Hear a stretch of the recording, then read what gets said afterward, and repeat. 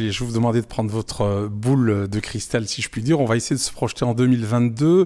Il y a cette ardoise, on en parle depuis plusieurs minutes sur la dette publique. Qui va la payer? Est-ce que ce seront les jeunes? Est-ce que ce seront les riches? Mais c'est quoi un riche? Est-ce que ce sera la classe moyenne? Est-ce que ce sera les propriétaires?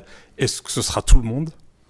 Mais d'abord, un sage n'a pas de boule de cristal. Donc, voilà. Vous me demandez de faire quelque chose. Il n'y a que deux solutions. Je suis sage et je n'en ai pas, et donc je n'en ai pas.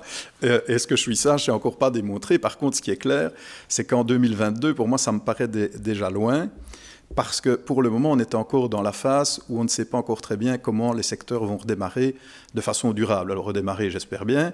Et si on peut encore se payer éventuellement le luxe, parce que c'est un luxe en termes de coûts que ça engendre pour la suite, si on devait à un moment donné, je ne l'espère pas, devoir reconfiner, voire un petit peu ajuster.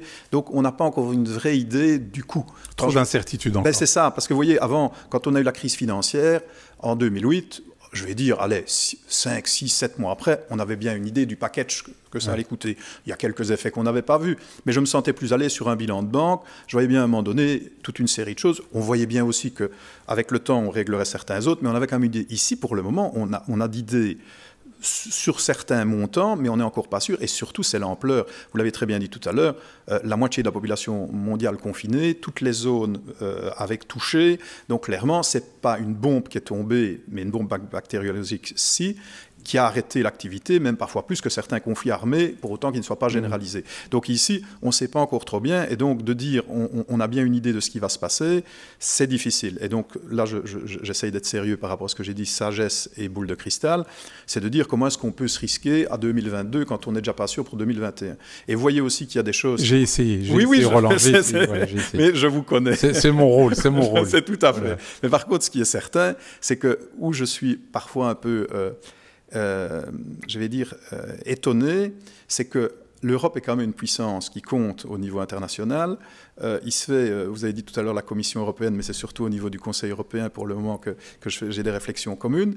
Et là, on voit que Charles Michel essaye vraiment, c'est son rôle, de trouver des consensus en bilatéral, en séance plénière et ainsi de suite. Et on voit quand même que malgré le plan qui est déposé par la Commission européenne, qui a un plan vraiment d'envergure quand même, on voit qu'on n'arrive pas à trouver des accords parce qu'on est évidemment toujours replié sur le monde national.